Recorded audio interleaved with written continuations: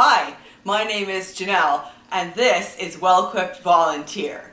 In this training video, I want to show you my Bible story box. Now, this is a teaching resource that I use when I'm telling Bible stories for preschoolers or even kindergarteners. And let's be honest, even up into grade 1 and 2, they love this. So this is a way of using visuals when you're telling Bible stories that aren't just pictures. And I found that kids really like this. They really respond to it, and I'm not sure if it's just because it's different for them or it's a little more tactile, because quite often I will leave these out after the story and the kids can play with them and retell the story themselves or whatever. And so I want to show you my Bible story box so that you can see how easy it is to put one together. And then in upcoming videos, I am going to show you how to use the items in your Bible story box as you tell Bible stories to preschoolers and primarily preschoolers and kindergartners. So let's get started. I am taking the lid off. First thing I want to show you is this little bag. I always keep this in my Bible story box because I have it so full of stuff that I find I need to gather together the specific items I need for a story. So what I'll do is I'll gather those together, put them in this bag, and then this little bag is what I bring with me when I'm teaching in Sunday school or children's church or wherever. So it's always a good idea to find something like this to include in your Bible story box.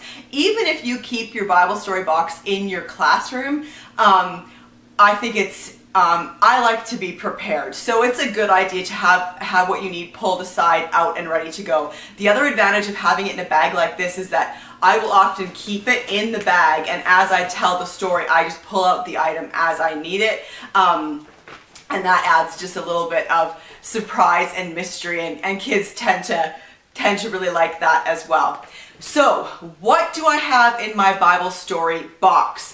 First thing I want to show you are these. These are cloth napkins, and I found that these are a really great, inexpensive way to create a setting for your story. So, I have a green cloth napkin. And I use that primarily for outdoors, if the story takes place outside. And I also have a brown, which is good for outside as well, or especially if it's the wilderness or the desert. And I have blue, of course, for lakes and seas and oceans, which happen in Bible stories as well. And then I also have a white one and a red one, and I use these primarily to indicate if it's indoors somewhere. The red one I kind of save for like palaces and castles and or priests, or kind of somewhat maybe a little more special indoor location. So then I would take those out, lay them flat, and then put the other items on top of those as I tell the story. I have bags of, multiple bags here of cotton balls. And cotton balls are great because they are really inexpensive. You can get them at dollar stores. But they can be used for so many things. So I can use them for clouds if I need to. If I need like large groups of sheep, for example, I will use cotton balls. So they can be used for any number of things, and they can be really very helpful and really inexpensive. So the other really important thing to have, I think, like if all you can have are like just a really few items in your Bible story box, then I would recommend that you get some people that you can use and some animals. So I'm going to pull out some animals. I have some animals loose, and then I have some smaller animals in a container that I'm going to show you. So any kind of animal that you want, go for it, because animals pop up quite a lot in Bible stories. However, there are some important ones. So if you can find yourself some donkeys, a donkey, that would be great. And the other one that you want to make sure that you have are sheep. Now this is also a goat.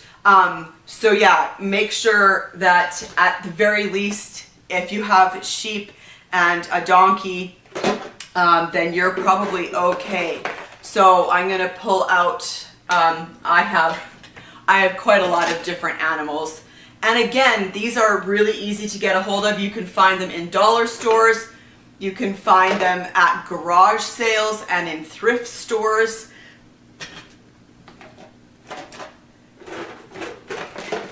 Let's see, I've got a horse here and a giraffe. If you can find a camel, that's excellent. Here's a cow. Ooh, and I like this eagle. This eagle is great and proves quite popular with the children, actually. All right, and then I also have some smaller animals that I keep in this bin here. Now, this is just my own personal preference. You could just dump everything loose in your Bible story box. But in order to make it easier for me when I'm finding things to gather for my story, I like to separate things out. So I have some animals in this container here. These ones, however, are quite small. But that's okay. There's times where that's appropriate, and especially if you're doing it for kindergarten or like grades 1 and 2, then animals like this are fine. Here's a pig. That's another great one to have on hand if you can only get a few animals. All right, and then the other thing that you want to make sure that you have are people. And as long as you've got a variety here, then you're okay. So I have these are just, I think these ones are just Fisher Price or Little People or something. So just make sure you have a variety. So boys and girls, men and women. If you can get like grandma or grandpas, then that's great. But honestly, kids are super forgiving and have great imaginations. So if you pull out a character like this and call it a grandma, they'll usually go along with you. So it's okay if you don't have a huge variety. If you can, try and get a hold of a baby. That can be really helpful when you're telling Bible stories. And then in my little Paddington Bear tin here, I have some more people. So I have, now these are really generic ones, but I like that. And so these can be used for women, for mothers, for grandmothers, anything like that. You know, and then you've got like ones like this that I can use for, you can use for anything, priests, disciples, anything like that. I have smaller generic ones like this that are good for children. So like I said, whatever, you know, whatever you have. And if you can manage to get a hold of actual like kind of Bible story figures, even better. And so I managed to find this one who is technically Mary, but you could honestly use her for any female Bible character. And this little guy is David. He's got his little slingshot there. But again, like I said, kids are forgiving and you can use this for any kind of Bible character. So, animals and people, if that's all you have in your Bible story box, then that's fantastic. But there's a few other things that I have found that are really helpful in just creating a setting, which is what all of this stuff is to help you with. So I've got a little table and chairs. So if you've got a story that's set in a house or part of it set in a house, and a little bed. And so yeah, like I said, a lot of this stuff was just found at garage sales or in thrift stores or in dollar stores. Here's a little chair. A few other things that are easy to find and inexpensive and can be really helpful are some food. So for example, this bunch of grapes can be really helpful, but the rest of this is fruit, so that can be really helpful for you as well. Here is a fish, which you can use for any number of Bible stories. I found I had some felt, red and yellow felt, and so that kind of got my imagination ticking over. And so what I did, I put the two of them together and then just put an elastic band around the bottom, and I use this for fire. When I need fire in my Bible stories, you put this on top of an altar or on top of, you know, in a fire pit, and it's great. Like it totally works. Your imagination starts fizzing as far as fire goes. Some other Bible type, I just found these in thrift stores, and they just looked like Bible kind of jars. So any of these stories where you've got like you're turning water into wine, or the stories from the Old Testament where they have jars of oil, anything like that, those types of things are very helpful. I have little cactuses and trees. So these aren't necessary in a story, but if you have them and you put them out because you're in an outside location, then, you know, it just adds to it. I found this basket at a dollar store, so I use this, you know, Moses in a basket, or when the disciples are told to collect the leftovers when Jesus multiplies the bread and fish. There's multiple stories where you can use a basket. I also have, I found this is a cookie cutter, but it's in the shape of a cross, so that can be really useful in a story. I've got another tin here. It's got more greenery. So yeah, if you find any greenery like that, trees or anything, that's helpful. I have some Jingle Bells here. Now these have the wrists, so the kids can put them on their wrists, and that. But there's times when maybe there's a bell in your story, and if you ring it, you know, you just ring the bell without drawing too much attention to yourself. You know, that's very entertaining. I turned one of my yellow felts into a circle, so this can be a sun, but this is also just really helpful. It's really helpful just to sometimes have shapes, because you can use those, you know, for example, if you're telling the gospel, you can use this. I use this often when I'm telling the kids about God and what he is like, you know, like the wordless book kind of idea. Let's see. Oh, and I also found some wooden shapes when I think I was at a thrift store. So I've got stars and I've got hearts, which can be really helpful when you're telling Bible stories. Now this is just like a wooden display dish. You might put nuts in here or candy. I found this at a dollar store. No, sorry, at a thrift store for like 50 cents, I think. I use it for a boat when I need a boat in my story, because it actually floats.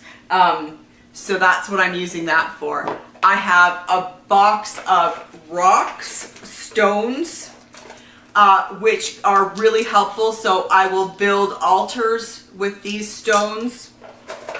Or, you know, when David needs stones in the story of David and Goliath, there are any number of reasons when the Israelites build memorials, you can use stones for that.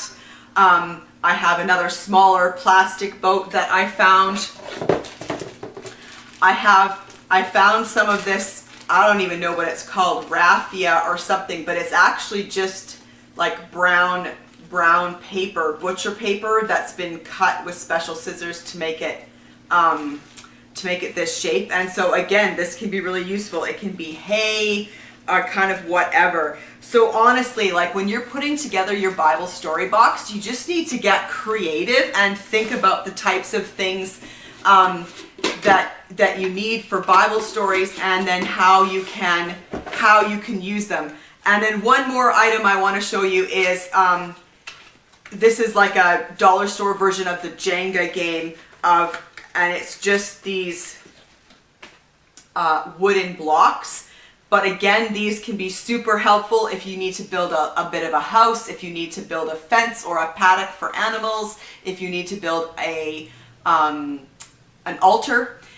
So yes, this is my Bible story box, and as you can see, it's really easy to pull together and build your own Bible story box with items that you can use as you're telling Bible stories for kids. So I hope this has been helpful for you. I hope it has sparked your imagination and your creativity. You may have a lot of this stuff already in your house. You may already have a lot of this stuff in the resource room at your church. And if not, you know, thrift stores, dollar stores, garage sales, you can find some of this material to pull together your own Bible story box, and then use these items as you tell Bible stories with children. It's really fun. The kids are really engaged, and in an upcoming video I'm going to actually use some of these items and tell a Bible story and show you how you can do that with preschoolers and kindergartners primarily. So thank you for watching, and I will see you again really soon. Bye.